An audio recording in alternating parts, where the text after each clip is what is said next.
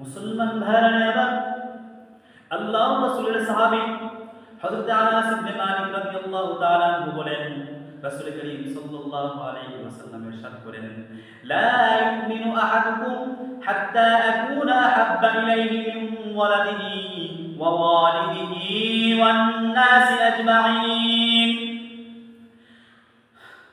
মুসলমান ভাইরা আবার হযরত আনাস ইবনে মালিক রাদিয়াল্লাহু তাআলা আনহু রাসূল করিম সাল্লাল্লাহু আলাইহি ওয়াসাল্লামের কাছ থেকে ইরশাদ করেন, তিনি বলেন, আল্লাহর রাসূল সাল্লাল্লাহু আলাইহি ওয়াসাল্লাম বলেছেন, হে আমার উম্মতের পুরুষ আর নারীরা শোনো, তোমরা ততক্ষণ পর্যন্ত প্রকৃত মুমিন হতে পারবে না যতক্ষণ না আমি রাসূল করিম সাল্লাল্লাহু আলাইহি ওয়াসাল্লামকে সবচেয়ে বেশি মহব্বত করবে, আমি রাসূল তোমাদের কাছে সবচেয়ে বেশি প্রিয় না হব, এমনকি তোমার সন্তান সন্ততির চাইতেও প্রিয়, তোমার পিতামাতার চাইতেও প্রিয়, সমস্ত পৃথিবীর সব মানুষের চাইতে আমি প্রিয় যতক্ষণ না তোমার কাছে হব, ততক্ষণ পর্যন্ত তুমি প্রকৃত মুমিন হতে পারবে না।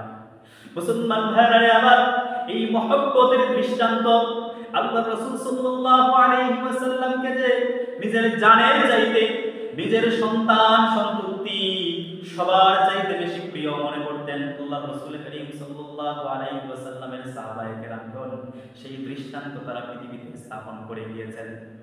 আল্লাহু আকবার। একটি ঘটনা মনে পড়ে গেল হযরত খুবাইব ইবনে আদি রাদিয়াল্লাহু তাআলা আনহু কথা। আল্লাহু আকবার। হযরত খুবাইব ইবনে আদি রাদিয়াল্লাহু তাআলা আনহু এবং তার 9 জন সহচর 10 জনের একটি গ্রুপকে আল্লাহর রাসূল সাল্লাল্লাহু আলাইহি ওয়াসাল্লাম কিছু খবর সংগ্রহ করার জন্য মক্কায় পাঠিয়েছিলেন। তাদের লিডার ছিলেন আসিম রাদিয়াল্লাহু তাআলা আনহু। কিন্তু দুর্ভাগ্যক্রমে মক্কায় যাওয়ার পথে হুযাইল গোত্রের একটি শাখা বনু লিহয়ান কর্তৃক তারা আবদ্ধ হয়ে যায়। তারা তাদেরকে বন্দী করে ফেলে, এক এক করে তারা 8 জন সাথীকে শহীদ করে ফেলে। কিন্তু হযরত খুবাইব এবং হযরত ইয়াসিন রাদিয়াল্লাহু তাআলা আনহুকে তারা বন্দী করে মক্কার শহরে নিয়ে যায় এবং সেখানে তারা তাকে বিক্রি করে দেয়।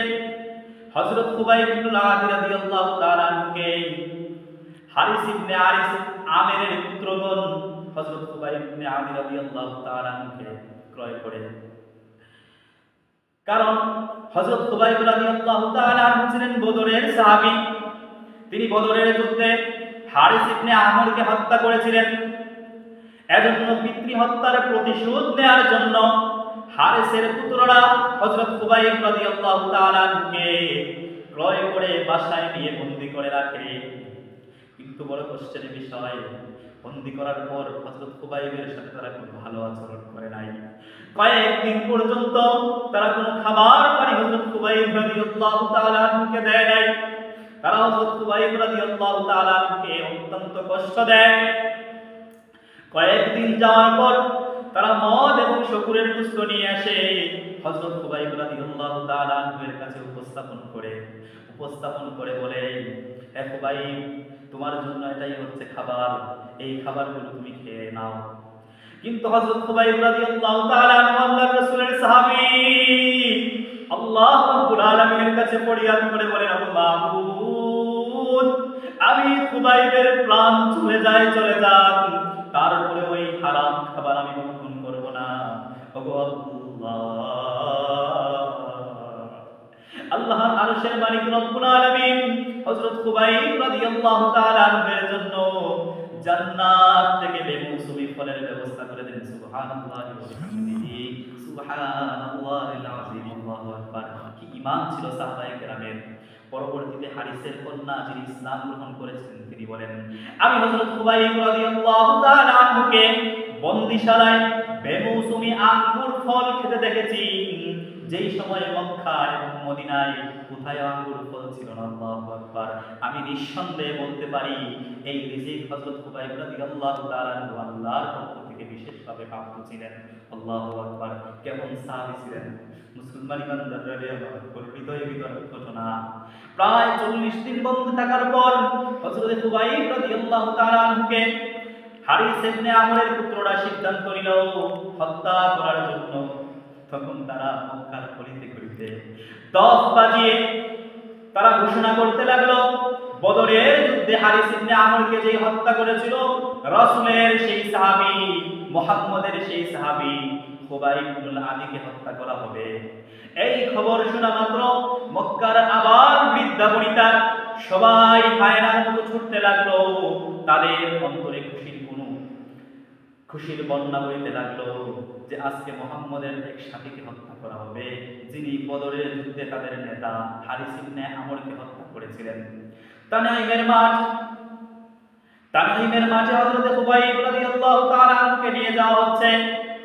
এদিকে মক্কার আবাল বৃদ্ধ বনিতা সবাই ছুটতে লাগলো এই মনোরম দৃশ্য দেখার জন্য যে আল্লাহর রাসূলের সাহাবী হযরত খুবাইবকে আজকে হত্যা করা হবে। সবাই হযরত খুবাইব রাদিয়াল্লাহু তাআলা আনহুর পিছনে ছুটতে লাগলো। তানঈমের মাঠে সবাই উপস্থিত হয়ে হযরত খুবাইব রাদিয়াল্লাহু তাআলা আনহুকে কটাক্ষ করতে লাগলো। হযরত খুবাইব রাদিয়াল্লাহু তাআলা আনহুকে দেখে সবাই হইহুল্লোড় করতে লাগলো। মুসলমান ভাইরা আমার কেমন পরিস্থিতি ছিল! শুধুমাত্র একজন মুসলমান আল্লাহর দ্বীনকে জিন্দা করার জন্য যিনি মিশনে বের হয়েছিলেন, তাকে ধরে নিয়ে মক্কার শত শত কাফের মুশরিকরা হত্যা করবে একজন নিরুপায় মুমিন মুসলমানকে। আর সবাই হইহুল্লোড় দিচ্ছে, সবাই তাকে কটাক্ষ করছে, সবাই তাকে কষ্ট দিচ্ছে। এমন সময় হযরত খুবাইব রাদিয়াল্লাহু তাআলা আনহুর সামনে একটি কাষ্ঠবিদ্ধ শুল উপস্থাপন করা হলো, যেই কাষ্ঠের মধ্যে হযরত খুবাইব রাদিয়াল্লাহু তাআলা আনহুকে হত্যা করা হবে। মুসলমান ইমানদারকে আমার বড় হৃদয়বিদারক ঘটনা। কিন্তু হযরত খুবাইব রাদিয়াল্লাহু তাআলা আনহু এই কোনো কিছুর প্রতি কোনো ভ্রুক্ষেপ না করে, এই সব কিছুকে তিনি উপেক্ষা করে তিনি নির্ভয়ে নিশ্চিন্তে তিনি দাঁড়িয়ে আছেন। মৃত্যুর কোনো ভয় নেই, তার চেহারার মধ্যে মৃত্যুর কোনো ভয় নেই। এবার হযরত খুবাইব রাদিয়াল্লাহু তাআলা আনহু এই জীবন মৃত্যুর সন্দিগ্ধে হঠাৎ একজন কাফির এসে বলল, হে খুবাইব, তোমার জীবনের কি অন্তিম কোন কামনা বাসনা আছে? বলো, আমরা তোমাকে আমরা পূরণ করব। তখন হযরত খুবাইব রাদিয়াল্লাহু তাআলা আল্লাহু আকবার, মুসলমান ভাই, আমরা যদি হতাম তাহলে বলতাম আমার স্ত্রীকে দেখতে চাই, আমার সন্তানকে দেখতে চাই, আমার বাবাকে দেখতে চাই। কিন্তু হযরত খুবাইব রাদিয়াল্লাহু তাআলা চিন্তা করলেন, একটু পরেই তো শহীদ হয়ে যাব, আল্লাহর রাস্তায় মৃত্যুবরণ করে ফেলব, আল্লাহকে সিজদা করার মতো আর কোনো সুযোগ পাবো না। জান্নাতে গিয়ে তো আল্লাহকে সিজদা করার কোনো সুযোগ নেই, তাহলে জীবনের অন্তিম মুহূর্তে আল্লাহ রাব্বুল আলামিনকে সিজদা করে যাই। হযরত খুবাইব রাদিয়াল্লাহু তাআলা তাদের উদ্দেশ্য করে বললেন, দাউনি উসাল্লি রাকাতাইন, তোমরা আমাকে ছেড়ে দাও, আমাকে 2 রাকাত নামাজ পড়ার সুযোগ দাও। অতঃপর তারা তার কথা শুনল। হযরত খুবাইব রাদিয়াল্লাহু তাআলা তারা 2 রাকাত নামাজ পড়ার সুযোগ দিল। হযরত খুবাইব রাদিয়াল্লাহু তাআলা নিশ্চিন্তে নির্ভয়ে মহান রবের কাছে আল্লাহ তাআলার কদমের মধ্যে সিজদা করলেন। 2 রাকাত নামাজের মধ্যে 4টি সিজদা করলেন। এরপর সালাম ফিরিয়ে হযরত খুবাইব রাদিয়াল্লাহু তাআলা বললেন, মক্কার কাফেররা রে শোনো, তোমরা যদি এটা মনে না করতে, লাউলা তাহসিবু আন্নামা বি জাযউন লাযিতু, এই সিজদার মধ্যে আমি এতটাই মজা পেয়েছি, আমার রবের সিজদার মধ্যে এতটাই মজা পেয়েছি, তোমরা যদি এটা মনে না করতে, খুবাইব মনে হয় মৃত্যু ভয়ে নামাজটাকে দীর্ঘায়িত করছে, এটা মনে না করলে আমি খুবাইব আজকে আরো অনেকক্ষণ এই নামাজের মধ্যে দাঁড়িয়ে থাকতাম। মক্কার কাফেররা রে, তোমাদের এই ধারণা যেন না হয় যে মুসলমান মৃত্যুকে ভয় করে, এজন্য আমি খুবাইব আজকে নামাজকে সংক্ষেপ করে ফেললাম। তারপর হযরত খুবাইব রাদিয়াল্লাহু তাআলা আল্লাহু আকবার বলে হৃদয়বিদারক ঘোষণা। হযরত খুবাইব রাদিয়াল্লাহু তাআলা তারা আসলের মধ্যে নিয়ে গেল। মুসলমান ইমানদার বুখারীর বর্ণনায় পাওয়া যায়, হযরত খুবাইব রাদিয়াল্লাহু তাআলা এইভাবে তারা কাষ্ঠের মধ্যে তারা এইভাবে তার কাটা দিয়ে, হযরত খুবাইব রাদিয়াল্লাহু তাআলা হাত এবং পায়ের মধ্যে তার কাটা দিয়ে তারা কাষ্ঠবিদ্ধ করলো। কাষ্ঠবিদ্ধ করার পর মহিলারা যেরকম লাউ এবং চাল কুমড়াকে যেরকম মুরব্বা বানানোর জন্য বোঝায়, হযরত খুবাইব রাদিয়াল্লাহু তাআলা শরীরের মধ্যে এরকম তারা তলোয়ার দিয়ে এবং তার কাঠা দিয়ে তারা চালাতে লাগলো। খুঁচাতে খুঁচাতে লাগলো। আর হযরত খুবাইব রাদিয়াল্লাহু তাআলা আনহুর শরীর থেকে ঝর ঝর করে রক্ত পড়ছে। এমন সময় হযরত খুবাইব রাদিয়াল্লাহু তাআলা আনহু সহ্য করতে না পেরে বলতে লাগলেন, আল্লাহুম্মা আহসিহিম আদাদা ওয়াকতুলহুম মাদাদা। আল্লাহুম্মা আহসিহিম আদাদা, ওগো আল্লাহ, ওদের প্রত্যেকটাকে তুমি গুণে গুণে রাখো হে আল্লাহ। ওয়াকতুলহুম মাদাদা, এবং আমার পক্ষ থেকে ওদের সবাইকে আপনি হত্যা করিয়েন ও আল্লাহ। আল্লাহ আল্লাহ। এরপর তিনি একটি কবিতা পাঠ করতে লাগলেন, ওয়াল্লাহি লা উবালি হিনা আক্তালু মুসলিমা আলা আইয়ি শিক্কিন কানা লিল্লাহি মাসালি ওয়া যালিকা লিযাতিল ইলাহি ওয়া ইন ইয়াশা ইবারিক আলা আওসালি শিল্পিন মুমাসসালি। তিনি বলতে লাগলেন, ও আল্লাহ, আমি মৃত্যুর ভয় করি না। যখন আমি মুসলিম অবস্থায় মৃত্যুবরণ করছি, আল্লাহ, আমার মৃত্যুর কোনো ভয় নেই, কারণ আমার এই মৃত্যু হচ্ছে আমার রবের কাছে প্রত্যাবর্তন স্থল। আর এই মৃত্যু যেহেতু আমি আল্লাহর রাস্তায় হচ্ছে, ওয়াযালিকা লিযাতিল ইলাহি, আমার মৃত্যুটা যেহেতু আল্লাহর রাস্তায় হচ্ছে, আমার আল্লাহ যদি চায় তাহলে আমার এই ছিন্ন ভিন্ন শরীর থেকে আল্লাহ বারাকাত দিতে পারে। এভাবে যখন হযরতে খুবাইব রাদিয়াল্লাহু তাআলা আনহু কবিতা পড়ছিলেন আর শরীর থেকে ঝর ঝর করে রক্ত পড়ছিল, কিন্তু এমন সময় হযরত খুবাইব রাদিয়াল্লাহু তাআলা আল্লাহর কাছে একটি ফরিয়াদ করলেন, ওগো আল্লাহ, আমি যেদিন থেকে ইসলাম গ্রহণ করেছিলাম ওই দিন থেকে আমার মনে বড় আশঙ্কা ছিল, আমার মনে বড় কামনা ছিল আমি যেন শাহাদাতের মৃত্যু লাভ করি। আল্লাহ, আপনি আমার এই মনের ঘোষণাটা আপনি আল্লাহ আপনি কবুল করেছেন। রব্বুল আলামিন, আমার আরেকটা ঘোষণা ছিল, আমি যখন শাহাদাত বরণ করি, মায়ার নবী সাইয়্যিদুল কাওনাইন মুহাম্মাদুর রাসূলুল্লাহ সাল্লাল্লাহু আলাইহি ওয়াসাল্লাম আমার পাশে থাকবেন। আল্লাহর রাসূল আমার পাশে থাকবেন, আমাকে সান্ত্বনা দিবেন, কিন্তু আমার এই আশা মনে হয় কবুল হবে না। ওগো আল্লাহ, আমার এই সহ্য যন্ত্রণার কষ্ট, আমার এই অবস্থার কথা আপনার প্রিয় হাবিব মুহাম্মাদুর রাসূলুল্লাহ সাল্লাল্লাহু আলাইহি ওয়াসাল্লামকে শোনায়া দাও। আর আমি খুবাইবের পক্ষ থেকে আসসালাতু ওয়াসসালামু আলাইকা ইয়া রাসূলুল্লাহ, সালামটা আপনি পৌঁছায়া দাও। মুসলমান ইমানদাররা আমার, আল্লাহ রাসূল সাল্লাল্লাহু আলাইহি ওয়াসাল্লাম তখন কয়েকজন সাহাবীদেরকে নিয়ে কথা বলছিলেন। এমন সময় হঠাৎ করে রাসূল করিম সাল্লাল্লাহু আলাইহি ওয়াসাল্লাম বলে উঠলেন, ওয়া আলাইকাস সালাম ইয়া খুবাইব, ওয়া আলাইকাস সালাম ইয়া খুবাইব, ওয়া আলাইকাস সালাম ইয়া খুবাইব। খুবাইব।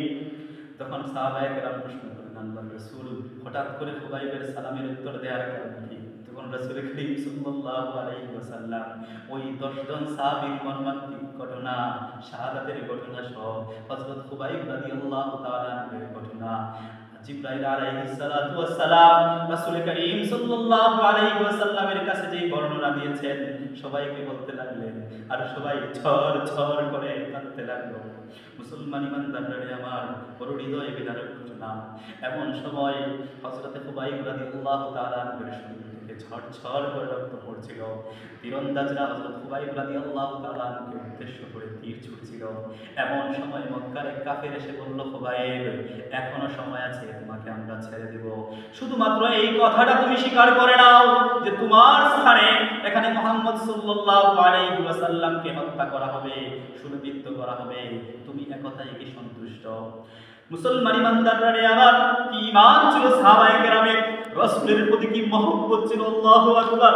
হযরত খুবাইব রাদিয়াল্লাহু তাআলা আনহু তখন ব্যগ্র কণ্ঠে সিংহের মতো নাদ দিয়ে বলতে লাগলেন, মক্কার কাফেররা শোনো, মক্কার কাফেররা শোনো, আমার পরিবর্তে মুহাম্মদুর রাসূলুল্লাহ সাল্লাল্লাহু আলাইহি ওয়াসাল্লামকে এখানে সুরক্ষিত করা তো দূরের কথা, আমার জীবনের পরিবর্তে যদি তোমরা একটা বলো যে মুহাম্মদুর রাসূলুল্লাহ সাল্লাল্লাহু আলাইহি ওয়াসাল্লামের পায়ে একটা খেজুর কাটা বিদ্ধ হয়েছে, আমি খুবাইবের প্রাণ চলে যেতে পারে, তারপরেও আমি খুবাইবকে এই কথা সহ্য করতে পারবো না। মক্কার কাফেররা শুনে রাখো, আমি মুহাম্মদে আরবীর পাগল, আমাকে তোমরা কখনো এই কথা দিয়ে স্মরণ করাইতে পারবে না, বলতে পারবে না। মুসলমান ইমানদাররা আবার এই ঘটনা থেকে আমাদের শিক্ষা হলো, সাহাবায়ে কেরাম নিজের জীবনটাকে দিয়ে দিয়েছেন, নিজের জান মাল সব দিয়ে দিয়েছেন, তারপরে রাসূল করিম সাল্লাল্লাহু আলাইহি ওয়াসাল্লামের বিরুদ্ধে সামান্যতম কোথাও তারা সহ্য করতে পারেন নাই। কি ঈমান ছিল, কি প্রেম আর মহব্বত ছিল। এরপর হযরত খুবাইব রাদিয়াল্লাহু তাআলা আনহুকে কাফেররা শহীদ করে দেয়। আল্লাহ রাসূল করিম সাল্লাল্লাহু আলাইহি ওয়াসাল্লামের কাছে ওহী দিয়ে আল্লাহ তাআলা খুবাইবের সেই মর্মান্তিক শাহাদাতের কাহিনী আল্লাহ রাব্বুল আলামিন রাসূল করিম সাল্লাল্লাহু আলাইহি ওয়াসাল্লামকে জানিয়ে দেন।